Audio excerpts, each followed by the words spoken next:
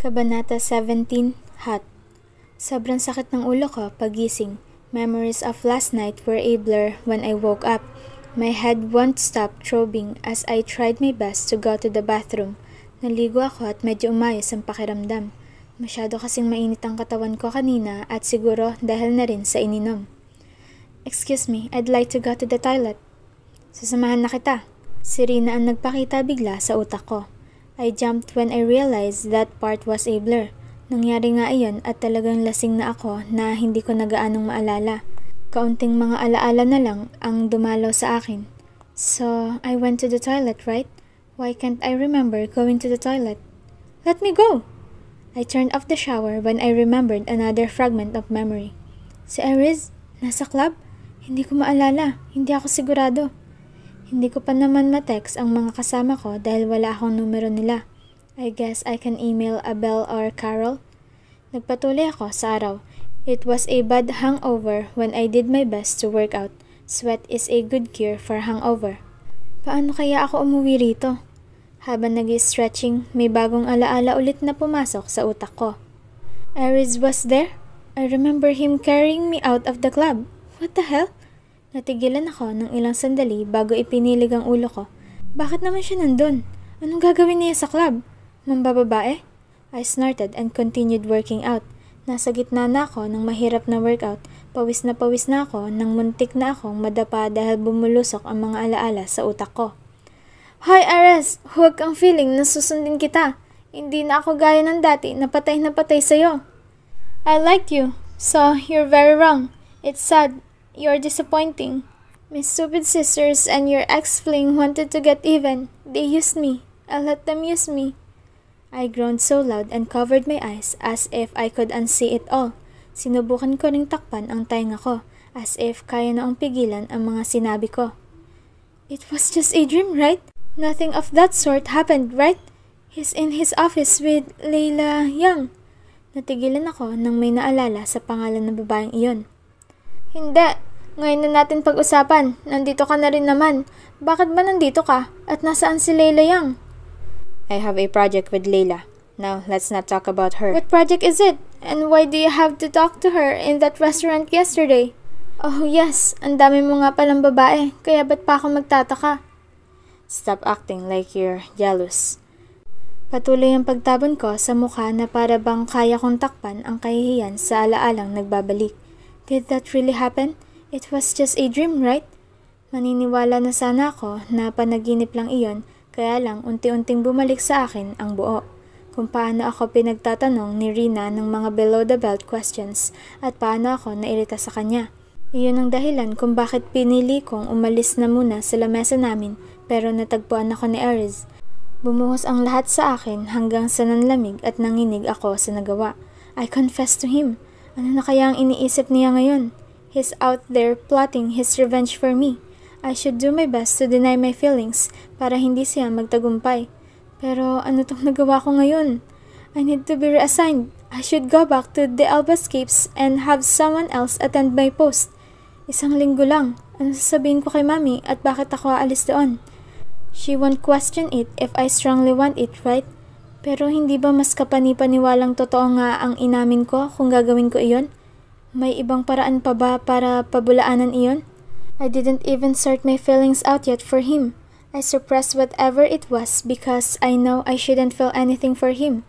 At sa araw na nagdesisyon akong magseryoso, may trahedya pang nangyari sa pamilya namin. All these years, I didn't allow myself to think about him because I blamed myself for everything. And now, suddenly, after a drunken night, walang kahirap-hirap kong inamin. Hindi sa sarili ko, kundi sa kanya mismo. Napakawalang hiya talaga ng panahon. Kung kailan ako naduduwag, tsaka naman bumibilis. Isang iglap lang, muli kong namataan ang pagising sa panibagong Lunes. The weekend, I stayed home thinking of any remedy for the situation and I've come to realize the most effective one. Act like nothing happened. I was drunk, so it's understandable if I don't remember anything. Imbis na magmaaga para makapag-yoga, masyadong mabagal ang bawat kilos ko dahil sa takot at pangamba. Parang ayaw kong pumasok pero kailangan. Baka isipin niyang totoo iyon kapag nagpa-reassign ako. Baka isipin niyang nagtagumpay siya sa pambubisit sa akin sa opisina. No way! Anyway, he may be busy again like last week. Maraming meeting at halos hindi ko makita kaya ayos lang yan. The hell I care if he'll disappear again with Leila Yang. That will be better. Nakalugay ang straight kong buhok at may malaking sunglasses. Dire-diretso ang lakad ko sa labi ng VHRV. Wearing a sleeveless button-down striped top, a pencil skirt, and a black stilettos, hindi halata pero gustong-gusto ko nang kumaripas ng takbo pabalik sa sakyan ko. I'm 3 minutes late but that's least of my concern now. I need to look confident and feel confident. Huli na tuloy nang nalaman ko si Hera Riago na naghihintay sa kabilang elevator. Her bodyguards were behind her and I caught her watching me. Nakataas ang isang kilay habang nasa skirt ko ang mga mata. Nang nahuli niyang nakatingin ako, malamig niya lang akong tinitigan bago pumasok sa dumating na niyang elevator. Dinagdagan lang noon ang kaba ko. But if I was nervous, it didn't reflect on my face. Nang sumakay na sa elevator, binaba ko ang sunglasses ko. The reflection of some employees looked intimidated. Someone tried to smile at me and I only lifted the corners of my lips as a response. Good morning, Miss De Alba. Sunod-sunod agad ang bati ng sumalubong na empleyado. Dahil late ako, naroon na halos ang lahat. I even saw Rina on my team's table.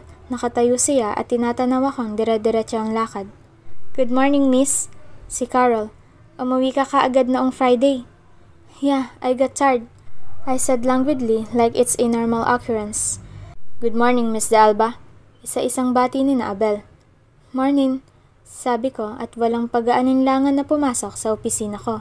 Pagkatapos ng ilang sandaling routine sa opisina, naupo na ako sa aking swivel chair at tahimik na binuhay ang laptop ko. Unti-unting tumindi ang bayo ng puso ko pero pinilit ko pa ring magmukhang normal. My door opened and I almost fainted but I didn't look like it. Malamig kong tinitigan iyon at natanaw ang nakangising si Rina. May I come in? Gusto ko siyang barahin. Hindi ko nakakalimutan ang mga tanong niya noong Biyernes pero dadami lang ang problema ko kung hindi ko to palalampasin. Sure, I said and typed in my password on my laptop. Inabala ko ang sarili ko sa pagtitipa kahit na palapit na si Rina sa lamesa ko. Look, I'm sorry last Friday. Matagal bago ako nag-angat ng tingin sa kanya. She looked apologetic. Nanatiling nakatayo sa harap ko at hinihintay ang reaksyon ko. Nang di dumating ay nagpatuloy siya. I was overly curious and I think I crossed the line. I was just eager to know things about you. It's alright, I got it. Sabay balik sa laptop ang mga mata. Oo, dahil marami na rin akong nakasalamuhang babae na may gusto kay Aries. Agresibong madalas kaya hindi na ako nagtataka sa isang to. You got what? She said a bit nervously. Nilingon ko ulit siya. Bahagya akong nakita ang alaala ko sa kanya. The shy, clumsy, and timid Rina.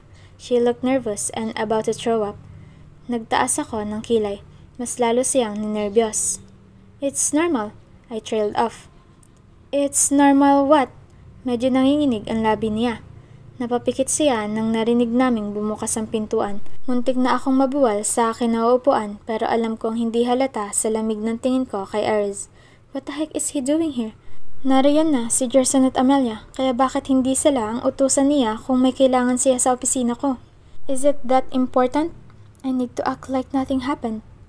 Good morning, Engineer Riago. Si Rina. Aries looked at me, then Rina. Natanaw kong sinarado niya ang pintuan ko. Morning, Rina. May pinag-uusapan lang kami ni Miss De Alba. I should go now. Nilingon ako ni Rina. Pipigilan ko sana si Rina para hindi kami maiwang mag-isa ni Aries pero ayaw ko rin sa kanya. And Aries is here for work. May papel sa kanyang kamay kaya siguro ayos lang to. Mabagal na umalis si Rina. Sumulya pa muna sa akin bago tuluyang nawala.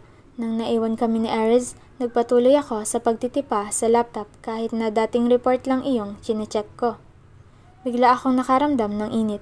The stupid aircon talent is more profound now that I'm stressed.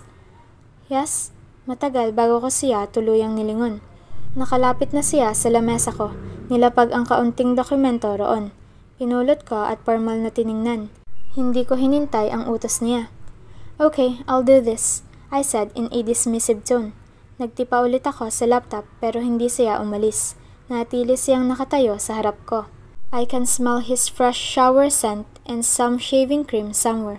I'm sure it's him. I cleared my throat when I realized he smells so good. I still need an expensive perfume to keep up with that. Let's have lunch later, he said. Busy ako. Sulyap sa kanya. Kumunot ang noo niya. Anong pagkakaabalahan mo? Itong binigay mo. It's due date next week, so no need to rush. My mom sent me some financial reports I need to review, so I'll be busy. Dinner then, he said. May ka-dinner ako. Sino? Natigil ako sa pagkukunwaring magtipa. Why do you want us to have dinner? Is it for work? Ibinigay ko sa kanya ang buong atensyon ko. Malamig niya akong tiningnan, ayaw sumagot. If it's for work, then we don't have to have dinner. We can talk about it now. About what happened last Friday. Kinalma ko ang sarili ko. Imbes na tingnan ang mga kondo namin noong weekend, inalay ko ang oras ko para mag-ensayo nito kaya walang problema. Oh, madrama kong kinunot ang noo ko. I can barely remember what happened. I was so drunk. Yes, you were. I wrinkled my nose and looked at Aries. Based on experience, sa miminsan kong pag-inom sa US, I really forget what usually happened at kung ano-ano na lang ang sinasabi kong mga kasinungalingan, with emphasis on the last word. So, you don't remember anything? He asked in a monotone. Yes, I don't. At kung ano man ang nasabi ko, huwag ka nang maniwala roon dahil puro kasinungalingan yun. His brow shot up and he shifted his weight. You said you don't remember. How sure are you that those were lies? Bigla akong kinabahan sa logic niya. Napakurap-kurap ako at saglit na nawala ang composure. Because like I said, it happens all the time. Nakakapagsinungaling ako kapag lasing. He nodded slowly and moved closer to my table. All of it? All of it, agap ko. Not one bit is true then? He asked languidly. Not one bit. You said you hate me. That was a lie then? Natigilan ako. I said that? May hindi ba ako maalala? Except for that. His lips pursed. May multo ng ngiti ang dumaan doon. You said all of it were lies. You told me you don't like me. Was that a lie too? Except for that too. Sumilay na talaga ang ngiti sa labi niya. How about... I anticipated something but he trailed off for too long. Kabadong-kabado na ako tapos nagawa niya pang magpabitin. He smirked. You said you were so in love with me. I didn't say that. Iritado kong sinabi. Natutop ko ang labi ko nang natanaw ang pagtaas ng kilay niya. I just said I don't remember anything. Tapos ngayon? I mean, I don't remember saying that. That's a lie. Nice try, Relanie. I'll come back here for lunch. I have a meeting in 30 minutes. He said and went out with a smirk on his face. Bago pa ako makapagprotesta, nakaalis na siya.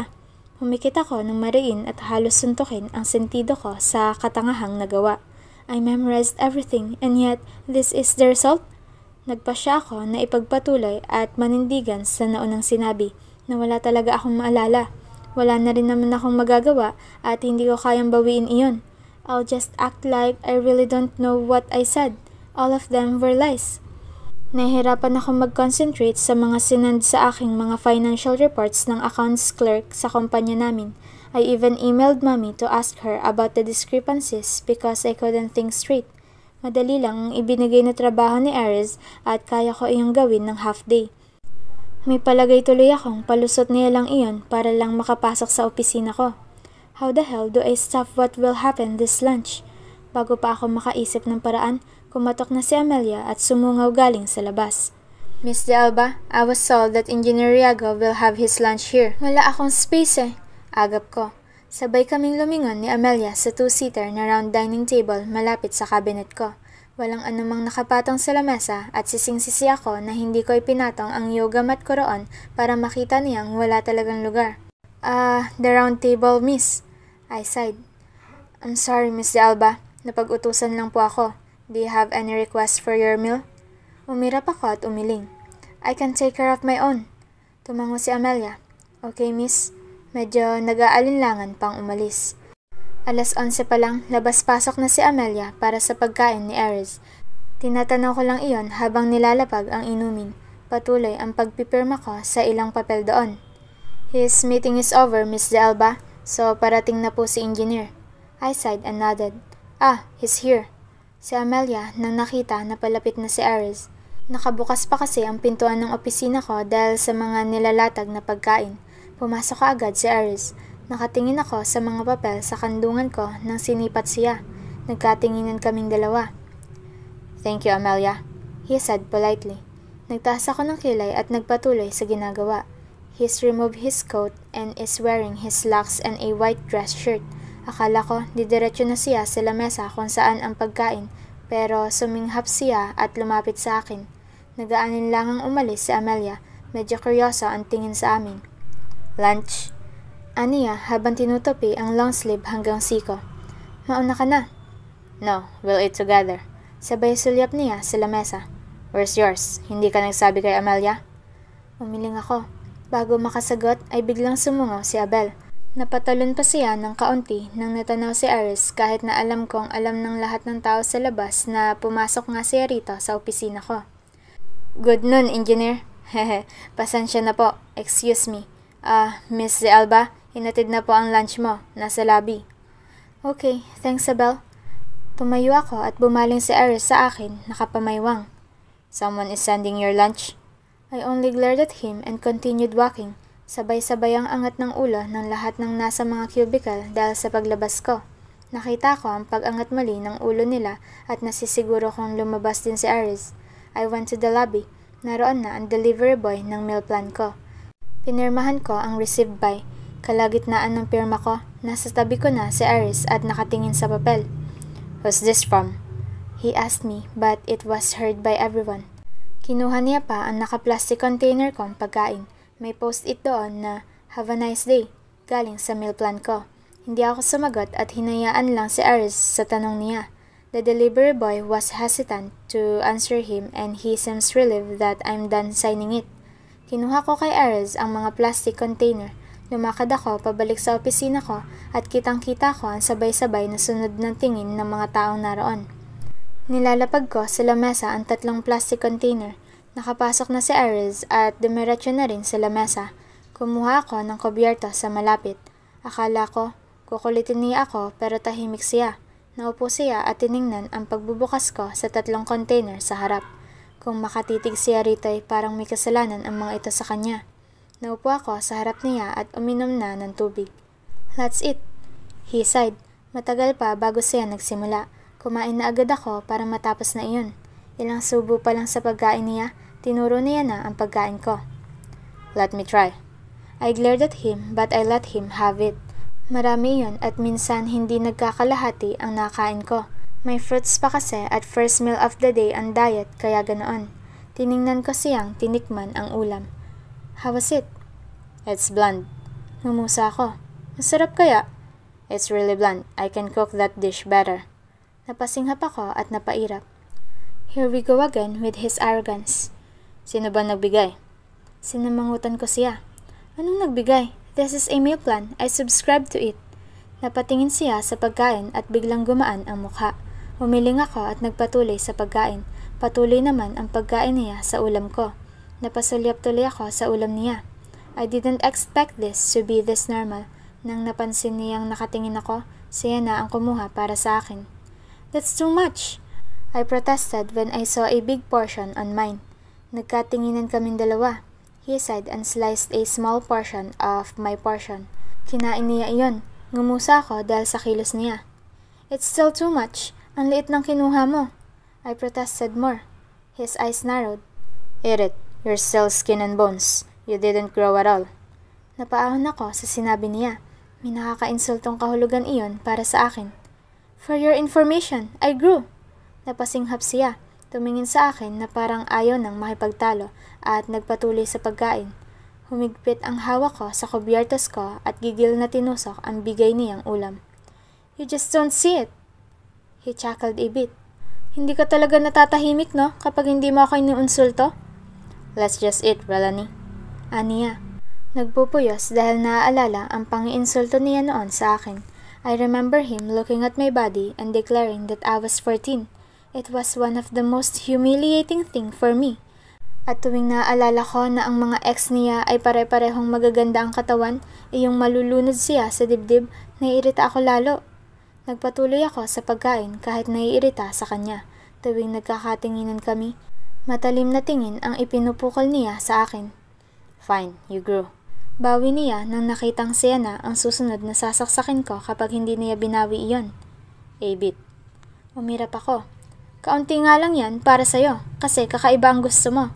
You like it bouncing all over your face or something. His lips were curled but his thick brows touched as he listened. Uminom siya ng tubig at nagpatuloy ako sa pangiinsulto naman sa kanya. Iyong nalulunod ka na sa laki? Hindi ba ganun ang gusto mo? Diin ko. What are you talking about? Inirapan ko siya at nagpatuloy na lang sa pagkain. He looked at me with so much amusement. Tumahimik na ako at baka pa marami akong masabi. What are you going to do this afternoon? Financial reports. Medyo iritado ko pang sagot. He nodded. I have a meeting later, but it should be done by 3. Hindi na ako sumagot. I'm not interested, so why are you telling me that? Don't worry, it's not with Leila Yang. Pairap ko siyang tiningnan.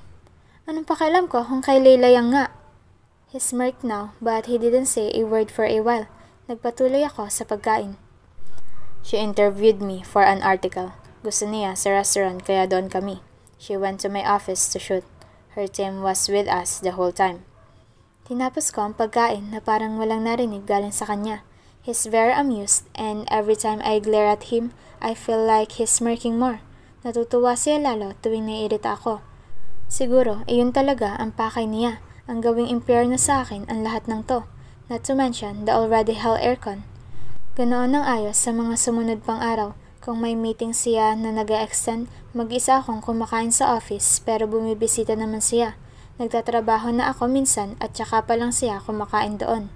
O minsan, nakaupo sa sofa at hinihilig ang ulo habang nagtitipa ako sa laptop ko. What is it? Mommy asked. Nitong nakaraan ko pa kasi na-review ang 3 taong record ng project at may napansin ako roon.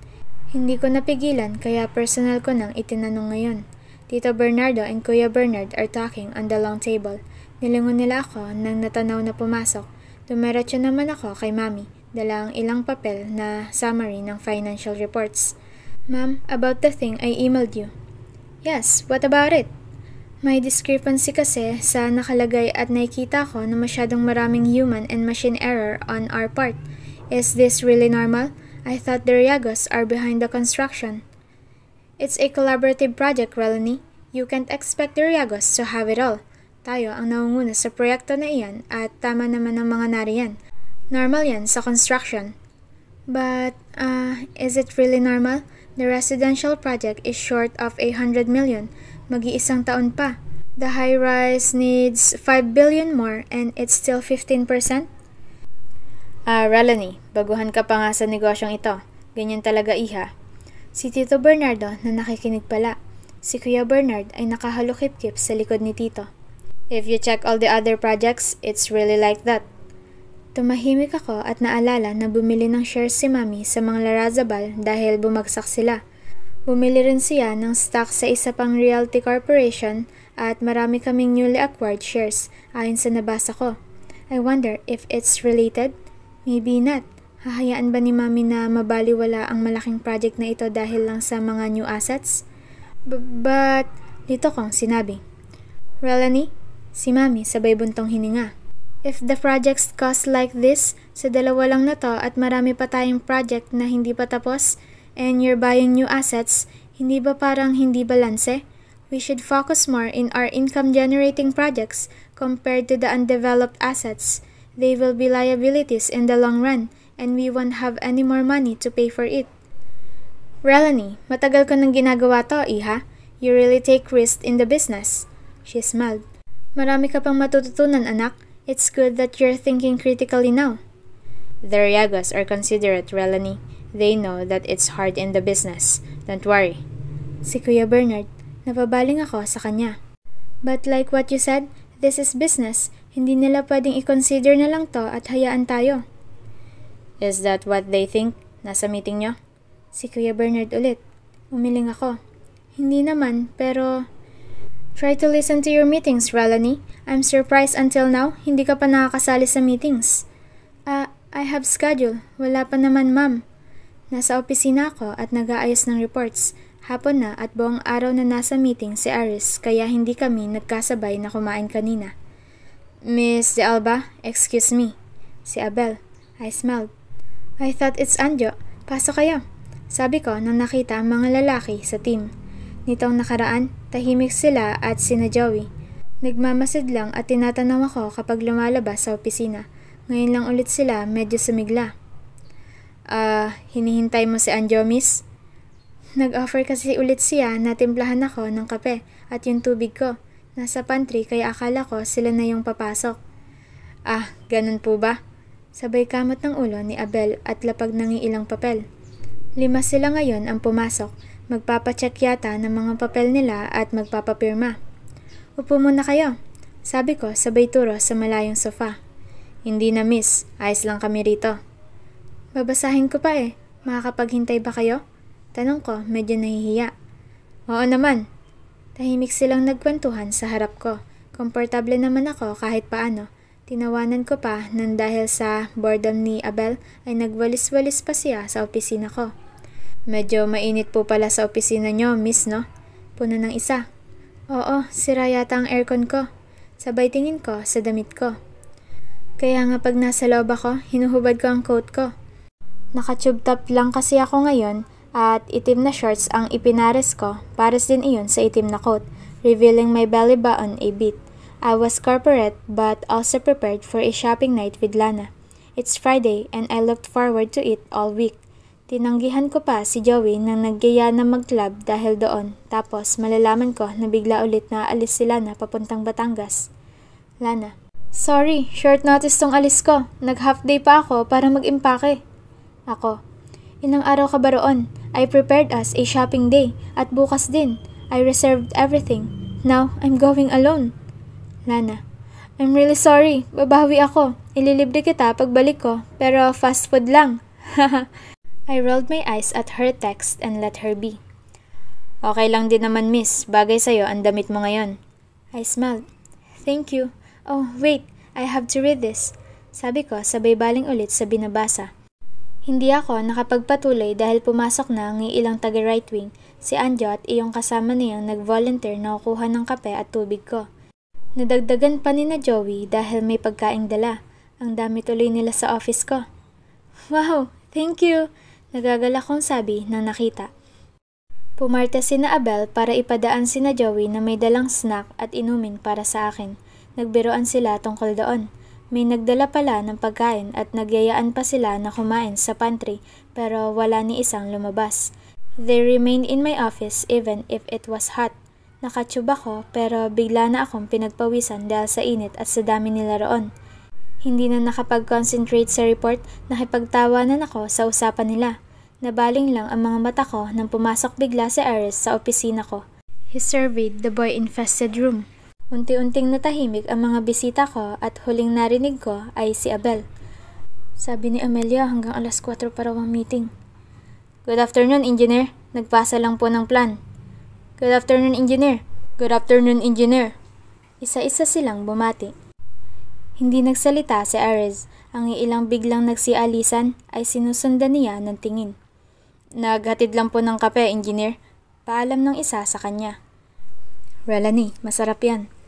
Bili ni Joey sa marahang boses bago tumulak. Aris eyed them coldly. Mabilis ko namang pinirmahan ng ilang plano. Sige, Miss De Alba. Hintayin na lang namin sa labas ang mga papel. Grupo ni na Abel ang huling umalis. Aris was already crossing his arms. Hinatid ng tingin niya ang grupo hanggang sa nakalabas ang mga ito. He turned to me, his jaw moving a bit. His eyes went to my tube top and surveyed me for a while. Nagpatuloy ako sa pagpipirma. Hindi kami nagkita kaninang umaga dahil may meeting kaagad siya. Do you have a coat? He said and slowly went to the stupid aircon. Sinundan ko siya ng tingin. Nilagay niya ang kamay niya sa buga ng aircon. Yeah, kaso ang init. Paano hindi init? Ang dami mong bisita. His annoyance was bluntly evident. Kahit naman wala sila, mainit talaga. Sira ang aircon mo rito. Kunot noon niyang pinagmasdan ng aircon habang dinadama pa rin ang buga nito. Nagkatinginan kami. His eyes drifted on my body before his jaw clenched. He took his phone out. Hinintay kong may sasabihin siya pero wala na. Narinig ko na lang na nakipag-usap siya. I need a new aircon on the 12th floor. Wellness office. 2 horsepower. Thank you. Mabilis niyang binaba ang cellphone niya. Go to my office. The maintenance team will install your new aircon. It's almost 3. Bukas na lang. O baka pwedeng maagang umalis? May mga bibilhin pa ako. Sabi ko nang wala sa sarili at pinirmahan ang huling papel. Tapos na rin naman ako sa mga plano. Where are you going? He said curiously. Nagkatinginan kami at may natanto. I'll go shopping, I said and tried to sound bored. Bukas mag-shopping din ako ng ilang gamit pagkatapos tingnan ang kondo. I'll go with you. Sabay tingin sa relo na para bang hindi niya kailangan ng opinion ko. Niluwagan niya pa ang necktie niya. I'll call for the valet. Bago pa ako makapagprotesta, tinalikuran niya na ako dahil may katawagan agad.